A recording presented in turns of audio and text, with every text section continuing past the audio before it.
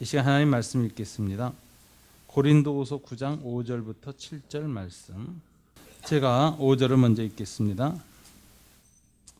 그러므로 내가 이 형제들로 먼저 너희에게 가서 너희가 전에 약속한 연보를 미리 준비하게 하도록 권면하는 것이 필요한 줄 생각하였노니 이렇게 준비하여야 참 연보답고 억지가 아니니라.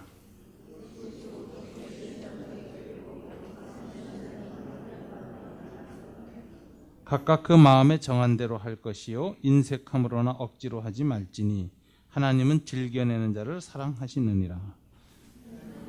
능히 이 모든 은혜를 너희에게 넘치게 하시나니 이는 너희로 모든 일에 항상 모든 것이 넉넉하여 모든 착한 일을 넘치게 하게 하려 하심이라. 아멘. 다시 한번 기도하겠습니다. 하나님 아버지 감사합니다. 저희들이 이 시간 하나님의 말씀을 받기를 원합니다. 특별히 이번 달에 저희들은 교회 설립을 위한 헌금을 작정하기로 결심하고 오늘 그 작정을 이제 마무리 지으며 저희들이 주님의 말씀을 통하여 이와 같은 우리들의 헌신에 대해서 다시 한번 비추어 보기를 원합니다. 이 시간 말씀 앞에서 우리의 삶을 다시 한번 빚어나가는 저희가 되게 도와 주시옵소서. 예수님 이름으로 기도드립니다. 아멘. 인류는 그 몇천 년 동안 이렇게 인류 문명을 이루고 살아오던 중에 지난 200년간은 아주 특별한 시기였습니다. 사람이 타락한 이후로 인간의 욕심과 탐욕이라는 건 늘 있었습니다. 그러나 이 욕심이 극대화되기는 지난 200년간의 기간만큼 그렇게 극대화된 적은 없었다고 봅니다. 소유욕이나 물질에 대한 욕심은 인간의 본성 중에 하나가 되었습니다. 그러나 그것이 가장 중요한 가치로 뒤바뀌고 또 그 돈을 중심으로 해서 모든 삶의 체제, 문화, 경제, 정치 모든 것이 짜여져서 그렇게 돌아가는 세상이 등장한 것은 지난 200년간이 아주 특별한 시기였습니다. 욕망의 극대화된 세대를 살아가고 있다 이렇게 봐야 될 것입니다. 그 다음에 이 돈에 대한 숭배, 돈에 대한 사랑, 탐심 같은 것이 단순한 개인의 삶의 차원이나 어느 지역이나 동네에서만 극대화된 것이 아니라 온 지구 모든 곳에서 극대화된 것은 아마 2000년 들어서서 더 아마 가장 정점에 이르렀다고 볼 수 있습니다. 그래서 이제는 모든 것을 지구촌 전체에서 소유할 수 있고 지구촌 전체에서 서로 경쟁을 하게 되고 그 다음에 독점적 지배를 할 수 있는 그런 시스템이 들어왔는데 이것은 자본주의가 극대화된 현상. 그래서 어떤 사람들은 신자유주의 체제다 이렇게까지 얘기를 하면서 우리 시대의 문화와 문명, 세계의 흐름을 대변해주는 단어가 되었습니다. 이런 지난 200년간 특별한 시기를 살면서 우리가 가장 부닥치는 문제는 돈에 대한 우리들의 태도입니다. 이제 돈이 없이는 살 수 없는 세대가 되었고 돈으로 모든 시스템이 돌아가는 시대가 되었기 때문에 돈은 단순히 인간이 존재하는 데 필요한 어떤 가치 교환의 수단이 된 것이 아니라 그 이상의 의미를 갖게 되었습니다. 예수님은 인간의 본성에 대해서 아주 잘 보셨죠. 예수님은 사람이라는 것은 영적 존재인데 하나님을 숭배하는데 한 가지 더 숭배할 수 있다고 보셨습니다. 하나님과 돈을 겸하여 섬길 수 없느니라. 이런 말씀을 통해서 인간은 하나님을 숭배하듯이 돈을 숭배할 수 있다라고 얘기를 했습니다. 돈은 단순한 화폐의 역할, 단순한 가치 교환의 매개체로서의 수단의 역할을 하는 것이 아니라 그 자체가 하나님처럼 우리로 하여금 경배하게 만드는 존재로 변화될 수 있다고 보신 것입니다. 그래서 예수님의 그 말씀, 하나님과 물질을 겸하여 섬길 수 없다라는 이 말씀 속에서 보면은 물질을 섬긴다는 말을 썼을 때 그 물질은 단순한 돈으로 번역되지 않았고 예수님이 쓰신 그 단어가 헬라어로 번역될 때 보면 맘몬으로 번역됐습니다. 모니가 아니라 맘몬, 황금신을 겸하여 섬길 수 없다 이렇게 말했어요. 인간의 타락한 내재된 탐욕, 소유욕 같은 것이 돈을 대상으로 해서 극대화돼서 인간의 영혼을 뒤바꿔 가지고 돈을 심지어 숭배하게 되도록 우리를 타락시킨다고 말하는 것입니다. 이 2000년 전의 예수님의 관점인데 지금 와서 오늘날 자본주의 시대에 들어서서는 이게 더 극대화된 겁니다. 우리 안에 돈을 신으로 숭배할 수 있는 타락성이 더 극대화되도록 문화와 체제가 바뀌었습니다. 그래서 우리 시대의 가장 중요한 신앙의 시금석은 하나님과 돈의 관계에 대해서 내가 어떤 태도를 갖고 사느냐, 이게 우리의 신앙의 진실성을 살펴보게 하는 시금석이 되는 시대가 되었습니다.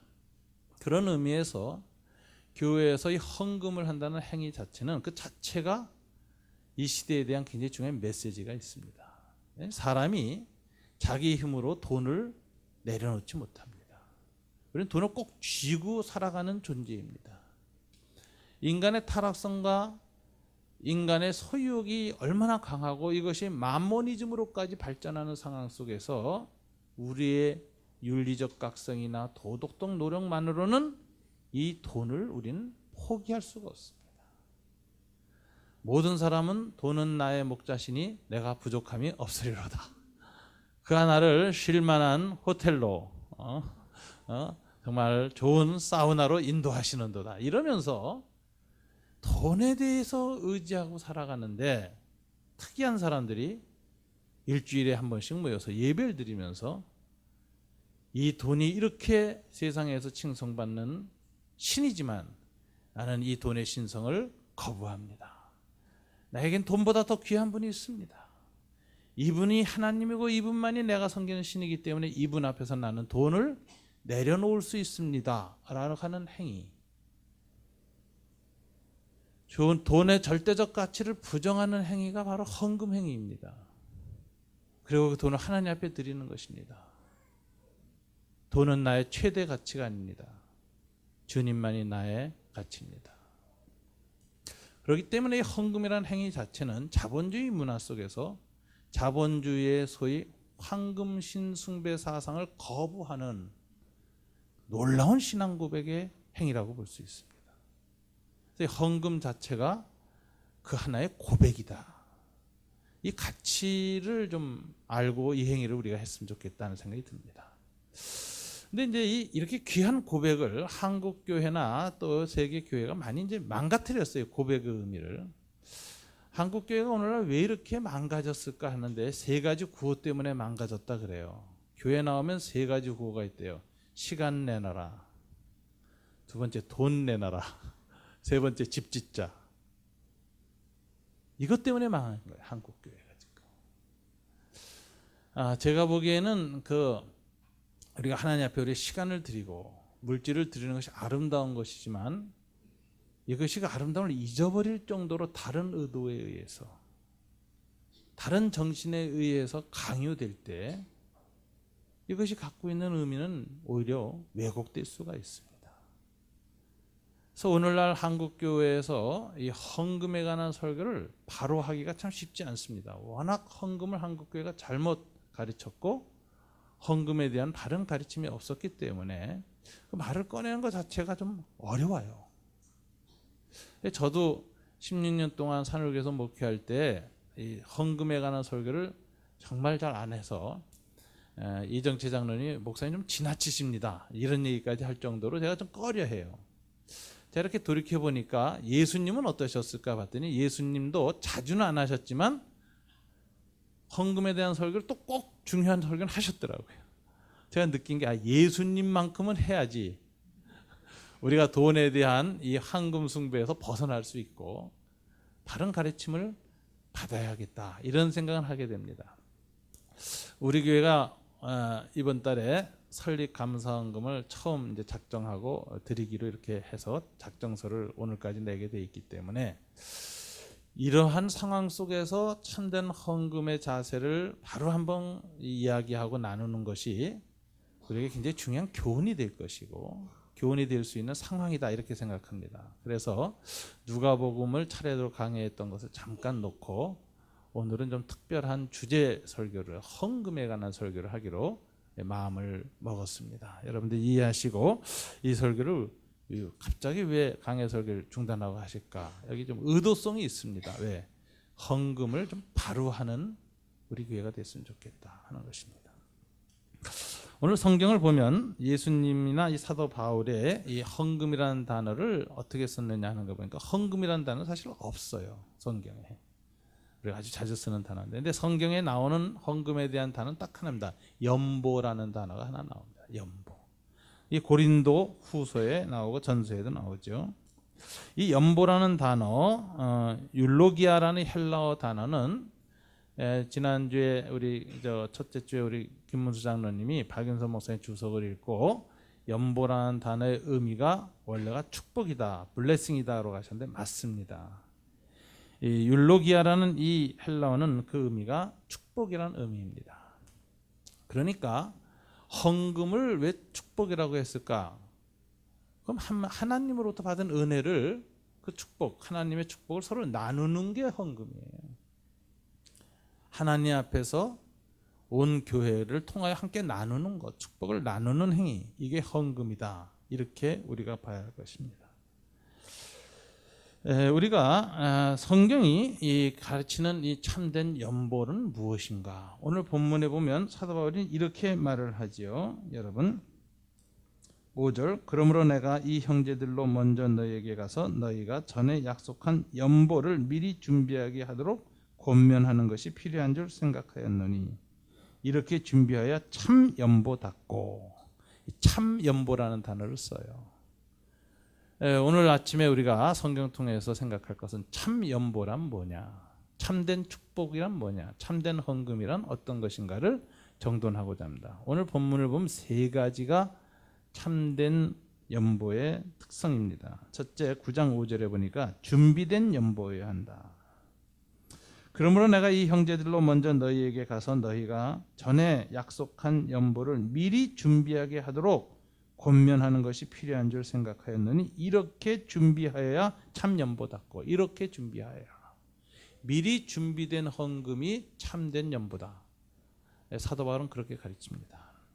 그래서 사도 바울은 고린도 교회에 그의 제자인 디모데와 몇 사람의 형제들, 즉 소아시아 지역의 교회 대표들, 이 9장 8장 23절에 보니까 사자들이라는 단어를 썼는데 원문은 사도들이에요. 그러니까 바울과 함께 복음을 전파했던 그 제자 디도와 그 다음에 여러 교회의 사도 사역을 감당하고 있던 사도들을 고린도 교회에 보냅니다.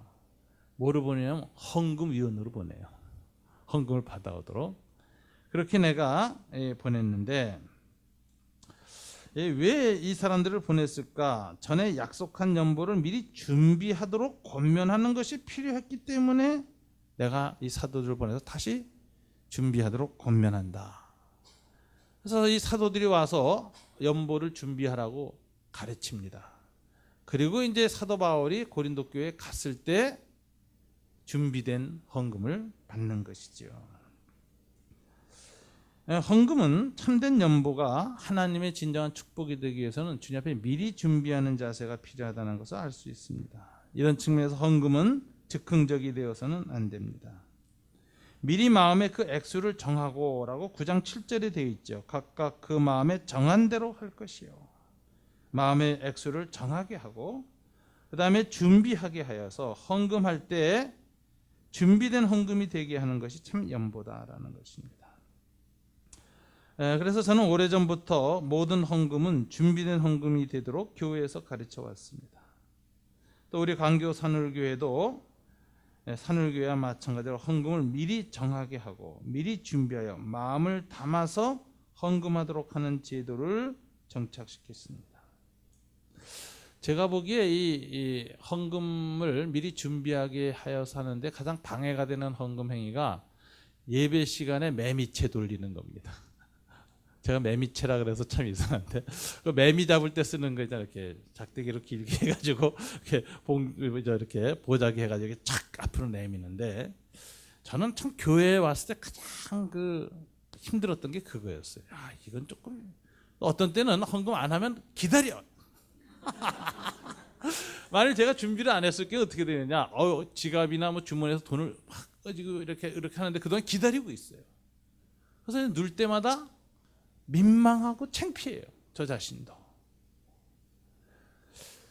헌금 낼 마음이 없었거나 있었어도 준비가 안 된 상태에서 들어왔는데 이게 들어오니까 허겁지겁 내는 그 과정 가운데서 너무 민망하고 창피하더라고요. 그래서 우리 교회는 미리 준비해서 헌금하게 하는 제도로 예배 시간 안에는 헌금하라고 무슨 헌금통을 돌리지 않는 제도를 택했습니다.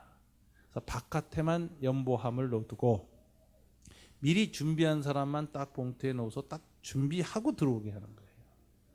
예배 시간에는 헌금하는 시간 안 드리고 봉헌 시간만 갖습니다. 그래서 봉헌위원이 그냥 앞에서 갖고 들어오죠. 그럼 그때 이제 딱 섰던 사람들은 무슨 생각하느냐? 준비 안 했다. 이거 오늘 헌금 갖고 왔는데 바쁘게 들어오라고 못 놓고 들어왔다 하는 사람도 있을 거고. 그렇지 않나요? 오늘 아무 준비 없이 왔구나 하고 그 시간에 자기 반성을 좀 할 수도 있는 것이고, 또 어떤 분은 미리 준비해서 기도하면서 탁 넣어서 하나님 앞에 드려지는 기쁨이 있게 하고, 이렇게 해서 즉흥적인 헌금을 드리지 못하도록 하는 것이 좋습니다. 예배당에 들어오기 전에 미리 헌금을 준비하여 마음을 담아 연보함에 넣은 사람만 하나님 앞에 봉헌이 되도록 제도화하는 것이 좋습니다. 매 예배 시마다 봉헌 시간에 미리 헌금을 준비하지 못했던 사람은 아예 봉헌에 참여하지 못하도록 하는 것이 오히려 더 좋습니다. 왜냐하면 마음에 없는 헌금은 하나님께서 받지 않으시기 때문에 그렇습니다. 하나님께서는 참 연보가 되게 하기 위해서 이처럼 준비된 헌금을 받으신다. 이걸 우리가 기억하셔야 돼요. 그래서 항상 예배 드릴 때마다 나는 준비된 헌금을 드리겠다, 이런 마음의 준비를 하시고 여러분들이 드리시길 바랍니다. 두 번째 9장 7절에 보니까 참 연보의 특징은 즐거운 연보다 이렇게 되어 있어요. 7절을 보시면 이렇게 되어 있습니다. 각각 그 마음에 정한 대로 할 것이요 인색함으로나 억지로 하지 말지니 하나님은 즐겨내는 자를 사랑하시느니라. 여기서 즐겨낸다는 말은 즐거움으로 혹은 기쁨으로 낸다는 거예요. 그래서 영어 성경에는 cheerful이라고 되어 있어요. 아주 명랑하고 기쁨이 넘쳐서 헌금을 하라, 이렇게 되어 있습니다. 즐거움으로 하라. 이건 마음의 자세를 가르치는 것입니다. 우리가 하나님 앞에 헌금할 때 마음이 즐거움으로 가득 차서 드리는 것, 이걸 하나님이 보시기에 참된 연보라고 하는 것입니다. 그럼 어떻게 하여야 즐거움으로 헌금을 드릴 수 있을까요? 오늘 사도 바울은 두 가지를 피해야 한다고 이야기하고 있습니다. 9장 7절에 보니까 첫째는 인색함으로 하지 말 것이요 라고 했어요. 인색함으로 헌금하지 않도록 해야 된다라는 것이죠. 여기서 인색함이라는 단어는 이 원문을 보니까 그 의미가 아주 저도 새로웠는데 상실감을 가리키는 거예요. 상실감, 떠나감 또는 슬퍼함이라는 뜻입니다. 여러분, 물질이 내 손에서 떠날 때 깊은 상실감이 있고 슬퍼함이 있다면 그게 바로 인색함이에요. 왜냐하면 물질을 그만큼 의지했기 때문에 그래요. 의지했던 것이 떠날 때 상실감이 있지 않습니까? 그러나 그런 상실감, 그럼 슬퍼함으로는 헌금하지 말게 하라, 이렇게 말합니다. 그래서 이 반대말이 뭐냐? 넉넉함이라고 볼 수 있습니다. 인색함이 아니라 넉넉함. 하나님 앞에 헌금을 드릴 때, 또 교회와 교인들에게 이 축복을 나눌 때 우리는 넉넉함으로 연보의 즐거움을 누리도록 하라 그랬어요. 그래서 드리기 전에는 이 기도가 필요합니다. 제가 하나님께 물질을 드렸는데 상실감이나 또는 지나친 의지함이 없이 하나님 앞에서 기꺼이 기쁨으로 드릴 수 있도록 제 마음을 주장해 주십시오. 대부분의 사람들이 왜 인색한 줄 아세요? 그거는 너무 의지하기 때문에 그래요. 그리고 그것이 떠나는 걸 못 견디기 때문에 인색하죠. 그래서 그런 영성적인 가다듬음을 할 때 즐겁게 낼 수 있다. 내면의 문제입니다. 이것을 교우들한테 가르치라, 이렇게 사도 바울은 말했습니다. 두 번째는 억지로 하지 말지니라는 거예요.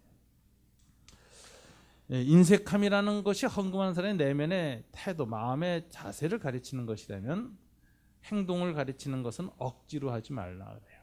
그래서 헌금은 절대로 강요해서는 안 됩니다. 헌금을 강요하는 것은 하나님 앞에 억지로 헌금하게 만드는 것이요, 그것은 하나님이 그 헌금을 못 받게 하는 거예요. 그러니까 억지로 하게 하지 마라. 그래서 절대로 강요하면 안 됩니다. 한국 교회는 헌금 강요를 너무 노골적으로 하는 천박한 헌금 문화를 갖고 있습니다. 오늘 우리 헌금 시간에 보통 이제 헌금통이 돌아가거나 아까 말한 것처럼 이제 그런 현상이 일어나는 일을 여러분들 겪어봤을 텐데, 제가 목회하는 동안에는 그런 일은 한 번도 없었습니다. 저는 뭐 교회 집회를 할 때에도 헌금 순서로 아예 집회 시간에 안 갔습니다. 왜냐하면 그때 안 믿는 사람이 교회에 와서 복음만 듣고 가게 해야지, 거기 아직 그 안 믿는 사람들이 와 있는 데다가 헌금하라고 헌금통 들이밀고 있으면은 받은 은혜 다 잃어버려요. 다시는 안 온다 그러고 가요. 그거는 정말 소탐대실이죠. 그래서 집회 때 절대로 헌금하지 않는다. 저는 그런 얘기입니다. 만약 은혜 받은 분이 계시다면 돌아가서 자기 교회에 가서 헌금하십시오. 딴 교회 교인들도 올 수 있잖아요.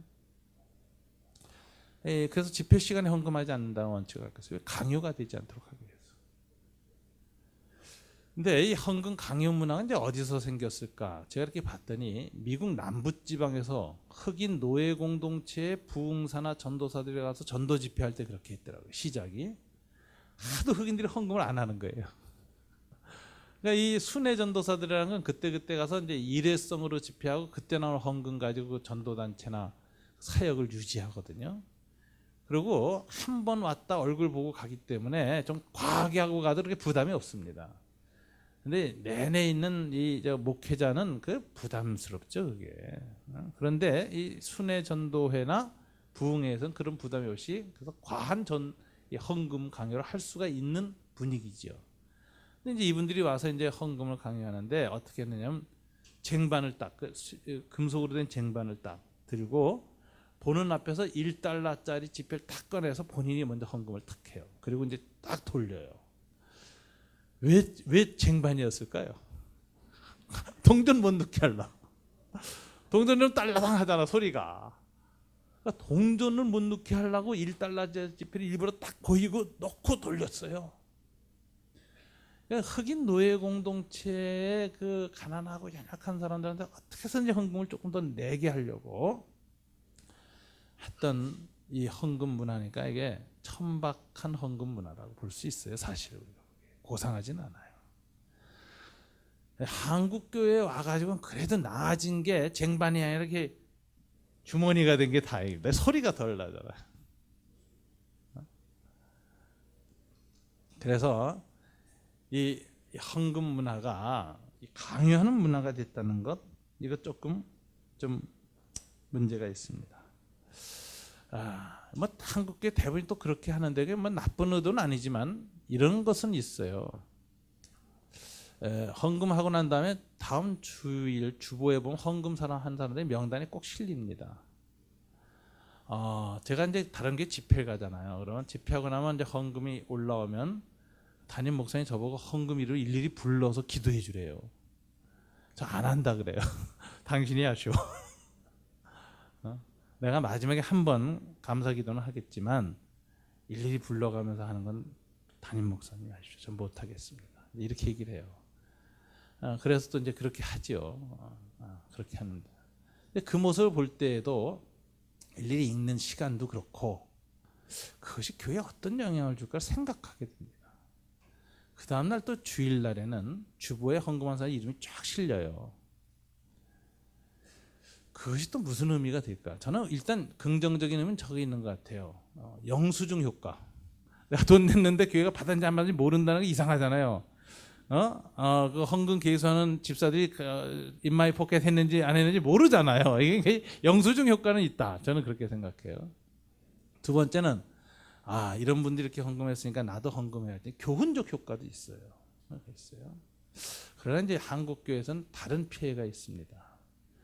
이 헌금한 사람들 이름이 계속 교회에 눈에 띄고 올라가면요, 헌금을 많이 한 사람은 자주 한 사람이 교회 지도자가 되기가 쉬워요. 헌금의 영향력이 교회 지도력에 영향을 미친다. 저는 그래서 이게 장점은 있지만 자본주의 시대에 교회마저도 자본의 영향을 받는 문화가 되는 건 바람직하지 않다. 그래서 이것을 좀 끊어야 되겠다고 생각해서 저희 교회에는 주보에 헌금 낸 사람들의 총액은 계수해서 딱 올라가지만 이름을 실지 않습니다. 그 다음에 헌금은 하나님 앞에 본인과 두 사람 사이의 프라이버시예요. 헌금은 알리거나 자랑하지 못하게 돼 있어요. 내가 얼마 헌금했다고 주장하지 못하고 교회 광고 못하게 돼 있어요. 오른손이 하는 일을 왼손이 모르게 하는 거예요. 원래가. 자기 자신도 헌금해놓고 자기가 얼마 헌금했다는 걸 잊어버리는 게 좋습니다. 자꾸 기억하고 있으면 내가 얼마 헌금했는데 왜 나한테 대해서 이렇게 안 알아주나, 그런 게 섭섭하게 되는 거예요. 그러니까 헌금은 오른손이 하는 일을 왼손이 모르게 하라. 자기 자신도 헌금한 액수를 잊어버리는 게 자기 영혼을 위해서 좋은 겁니다. 근데 그것을 온 동네에 교회에 나팔 불듯이 알리는 건 헌금 문화에 안 좋습니다. 그래서 저는 헌금도 무기명으로 하도록 이렇게 권면을 했고, 또 저희 교회 그 영수증 효과나 또 세금 계산서 받아야 될 거 아니에요. 그래서 저희 교회는 오래전부터 프로그램 하나 개발했습니다. 다른 게 없는 거죠. 홈페이지에 들어가서 자기 헌금 넣을 때 쓰는 번호 있잖아요. 그걸 딱 치면은 은행 계좌처럼 그 사람 앞으로 그동안 얼마 헌금했는지 연도별로 재정부에서 집어넣은 기록이 탁 떠요. 그래서 내가 금년에 언제 얼마 했구나, 또 언제 헌금 안 했구나, 이것까지 알 수 있도록 다 그렇게 컴퓨터로 은행 계좌처럼 헌금 계좌를 만들어 놨습니다. 근데 그거는 본인만 알고 들어갈 수 있어요. 재정부 집사님들은 물론 입력시킬 때는 뭐 알겠지요, 기록하고. 그러나 이름은 몰라요. 이름 없이 코드 넘버만 딱 들어와 있으니까 이 코드 가진 분이 이 헌금했구나 해가지고 그걸 기록하고 정산하고 입력시키는 걸로 끝나죠. 저도 들여다보지 않습니다. 제가 16년 목회하는 동안에 누가 헌금했나 들여다보질 않아요. 특별 헌금이나 뭐 이런 경우 외에는 들여보질 않아요. 그래서 제가 누가 11조를 얼마나 잘하는지 안 하는지 정말 모릅니다. 전 모르기로 작심한 사람이에요. 그러니까 굉장히 좋은 점이 있어요. 제가 어느 집에 자주 신방 가나 누구 만나도 전 목사님 저 사람 헌금 많이 하니까 만난다 이런 소리 안 들어요. 또 어느 집 좀 신방 못 가도 내가 헌금 안 한다고 안 오는구나 이런 생각 안 들어요. 안 하세요. 돈으로 인한 오해가 없습니다. 저와 교우 사이에.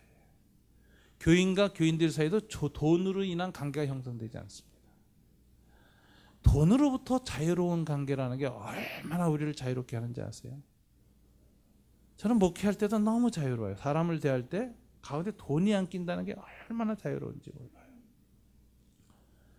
교인과 교인들 사이에 돈의 영향력이 차단된다는 게 얼마나 좋은지 몰라요. 다만 교회가 나중에 중직자를 뽑을 때에만 당회에서 그분의 정말 교회에 봉사하는 거나 인격이나 걸 다 봐가지고 추천한 다음에 재정부에 마지막 검증을 한번 부탁합니다. 왜냐하면 교인의 의무 중에 하나 또는 재직으로서 항상 서약한 것 중에 하나가 11조 뭐 이런 부분 서약을 했거든요. 그 부분의 서약을 지키고 계시는지 점검하라 그래요. 그럼 당회로 후보자들에 대해서는 점검이 들어와요. 혹시 못 내신 분이 있으면 제가 전화를 또 걸었습니다. 집사님 저 헌금 기록이 없는데 혹시 딴 데 헌금하고 계십니까? 혹은 어느 선교단체나 어느 선교사님을 헌금하고 계시면 그거 우리 교회가 다 인정해 드리니까 이상 그 부분 한번 얘기해 주시죠. 그러면 어떤 분이 제가 CCC에 헌신해가지고 CCC 간사님 헌금을 계속 드리고 서약한 게 있어 글로 보내고 있습니다. 네 알았습니다. 그냥 그대로 헌금 받아 하신 걸로 인정을 해드려요. 그리고 이제 한 가지 이런 건 덧붙이죠. 시골에 있는 부모님이 목사님이라서 그쪽에다 돈을 헌금을 한다. 또는 선교사님에게 한다. 뭐 이럴 때 꼭 우리 교회로 해서 지정 헌금을 해 주십시오. 혹시. 그럼 산울교회에 11조를 하면서 이것은 시골 아무개 목사님께 보내주십시오 하고 주소하고 코드 계좌번호 딱 넣어주면 우리는 받아서 우리 교회 헌금한 걸로 기록을 남기고 그대로 그분한테 보내드립니다. 그러면은 교회 덕도 되고 본인도 교회를 다닐 때 마음이 좀 편하고 그 다음에 도울 수 있는데 또 서약했던 것 하나님 앞에 약속해서 지킬 수 있으니까 얼마나 좋습니까? 우리 얼마든지 그렇게 합니다. 그러니까 그렇게 하십시오. 이렇게 하면서 점검을 해나갑니다. 딱 한 케이스는 상당히 부유하신 분인데 헌금을 정말 안 하셨어요. 놀랄 정도로. 그래서 당회원들께서 이거는 목사님이 직접 한번 물어보시고 면담 좀 하십시오. 그래서 제가 당회에 부탁을 받아서 면담을 했습니다. 집사님이 대답을 못 하시더라고요. 그리고 그 다음 주부터 교회를 떠나셨어요. 그 케이스는 딱 한 번 있었어요.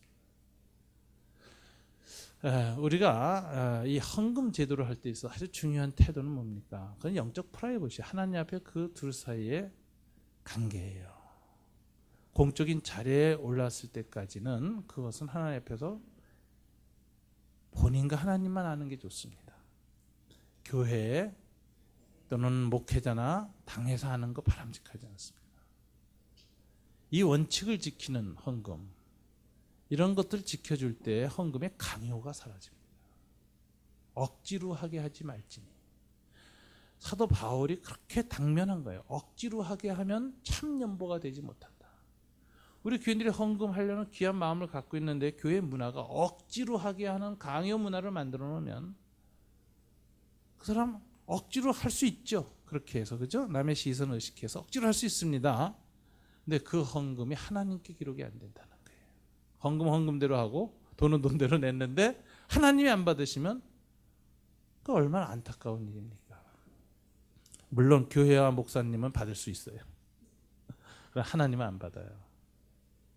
그래서 하나님께 드려지는 참 연보가 되기 위해서는 두 가지, 마음의 탐심을 극복하는 영성적 자세가 필요하다는 걸 꼭 가르치고, 두 번째는 억지로 하지 않도록 남의 시선이나 생각하지 않고 진정성을 가지고 하나님 앞에 헌금할 수 있도록 그 헌금의 은밀성을 드러내는, 그것을 보호해주는 헌금 문화가 필요합니다.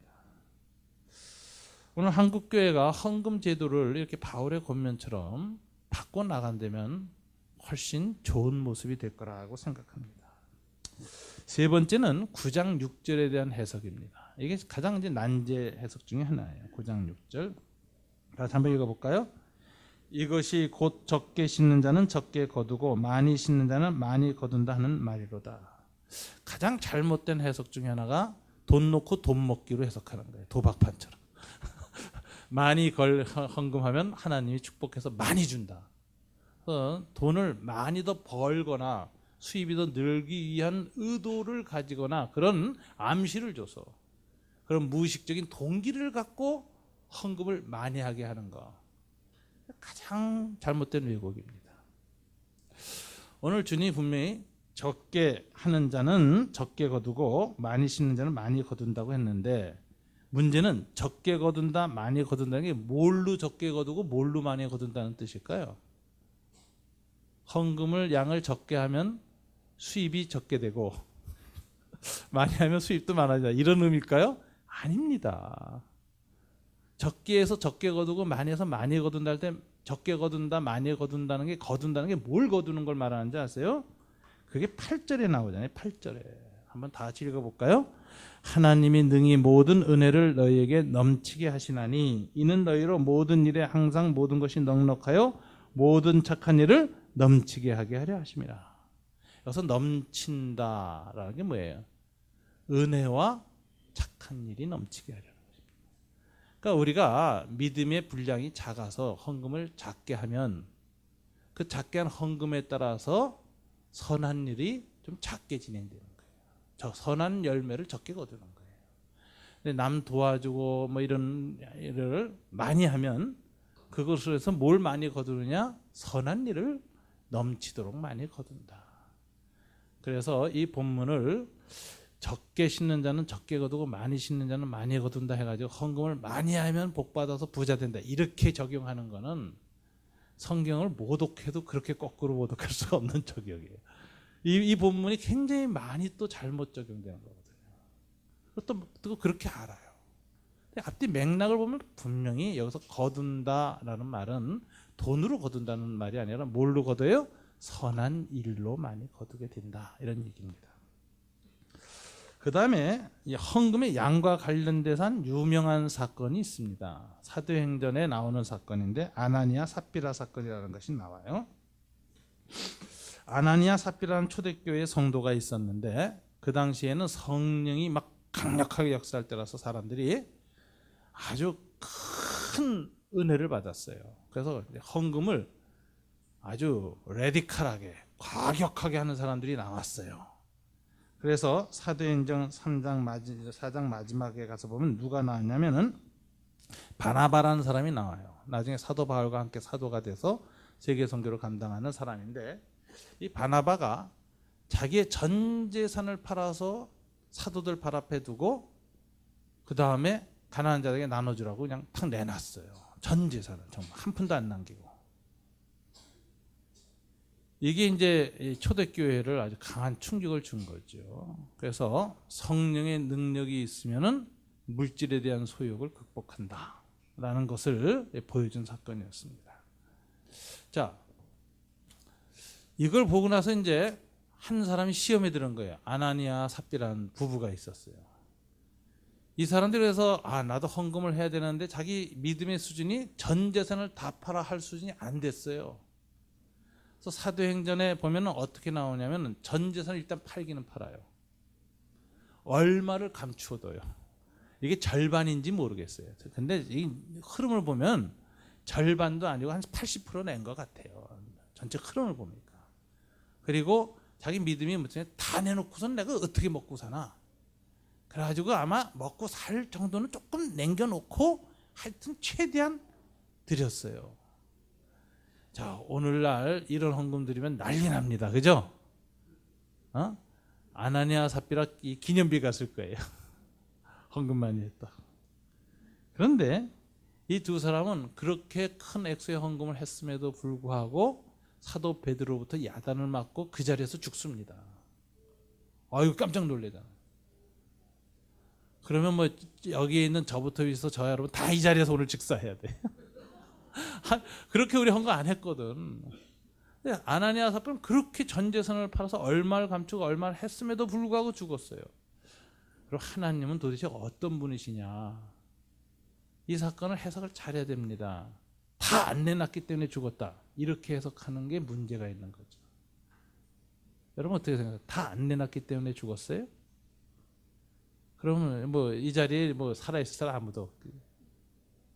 자, 여기 베드로가 뭐라고 말했나를 여러분 아마 잘 찾아봐야 됩니다. 사도행전 5장 3절 4절 한번 읽어볼까요? 이게 가장 중요한 본문이죠. 다 같이 읽습니다. 베드로가 이르되 아나니아야 어찌하여 사탄이 네 마음에 가득하여 네가 성령을 속이고 땅값 얼마를 감췄느냐. 땅이 그대로 있을 때에는 내 땅이 아니며 판 후에도 내 마음대로 할 수가 없더냐. 어찌하여 이 일을 내 마음에 두었느냐. 사람에게 거짓말한 것이 아니요 하나님께로다. 여기 이 사람에게 사도 바울이 너 어떻게 이런 행동을 했는가 하면서 야단칠 때 이렇게 말합니다. 땅이 그대로 있을 때도 내 땅이었다. 판 후에도 내 마음대로 할 수가 없었느냐. 내 마음대로 할 수 있는 거 아니었느냐. 여기에서 헌금의 임의성이라는 걸 두는 거예요. 이게 뭐냐? 내 뜻대로 하게 돼 있다. 언제 교회에서 강요한 적이 있냐? 바나바가 그렇게 헌금했잖아. 그건 절대로 강요가 아니었어요. 근데 그 일을 왜 너는 마음에 뒀느냐? 팔기 전에도 땅은 내 땅이었으니까 안 팔아도 괜찮았어. 판 후에도 네 마음대로 할 수 있는 거야. 하나님 다 요구 내놓으라고 한 적이 없어. 근데 어떻게 너는 절반만 내놓고, 우리 절반이라고 하면 절반만 내놓고 다 내놓은 척 했느냐? 이렇게 얘기하는 거예요. 여기 이 강요가 아니라 임의적으로 할 수 있는 이 헌금의 자유를 아나니아 삽비라가 알았다면 거짓말 안 했을 겁니다. 그죠? 제 재산 다 팔았는데요, 하룻밤 고민을 많이 했습니다. 근데 제 믿음으로 난 절반밖에 못 내놔요. 그리고 절반 내놨으면 사도가 기쁘게 받았을 거예요. 하나님도 기쁘게 받았을 거예요. 근데 그렇게 안 하고, 야, 바나바는 다 내놨는데 난 절반밖에 못 내놓는데 내놓을 믿음도 없고 아직 마음에 그 물질에 대한 욕도 그렇게 깨끗이 떠나지 못한 상태인데 이거 어떡하나. 그러면서 자기 마음을 정직하게 드러내기보다는 뭐예요? 속이고 위선을 행하고 다른 사람들의 시선을 둬가지고 다 드린 것처럼 드렸기 때문에 오늘 하나님이 뭐라고 하세요? 이것은 하나님을 속이려고 하는, 사람과 하나님을 속이려고 하는 태도였고, 이 하나님을 속일 수 있다고 하는 자세를 가지고 이런 태도를 취한 것은 사탄이 내 마음에 가득한 것이다 라고 하면서 야단을 맞아요. 그래서 충격으로 죽습니다. 그 자리에서. 이런 거를 일벌백계라 그러죠. 2000년 동안 매번 예배 드릴 때마다 하나님이 번개 내려서 죽이면 살아남을 사람 아무도 없어요. 무서워도 그게 어떻게 와요. 그때마다 맞아 죽을 판이니. 이거를 일벌백계라 그래. 초대교회 첫 헌금 때 딱 한 번 하나님이 두고두고 온 세상 모든 교회 주님 오실 때까지 교훈을 삼기 위해서 주셨던 사건인데, 여기에 아나니아 삽비라 부부가 걸렸습니다. 자, 여기서 이 아나니아 삽비라 부부가 성령을 속이고 하나님을 속이고 사탄의 유혹에 넘어간 가장 결정적인 건 뭐였을까요? 내 마음대로 할 수 있었다는 걸 왜 잊어버렸느냐 하는 거죠. 왜 넌 억지로 하려고 했느냐? 왜 남의 시선을 의식하고 하려고 했느냐? 왜 위선적인 헌금을 하려고 했느냐? 베드로가 이것을 안타깝게 여깁니다. 여러분, 그래서 헌금은 제일 중요한 자세가 뭐냐면 자유예요. 자유. 양에 대해서 자유로워라. 돈의 양에 대해서 좀 자유로워야 됩니다. 여러분, 그 사도 바울이 권면을 할 때 여러분 8장 보세요. 고린도 8장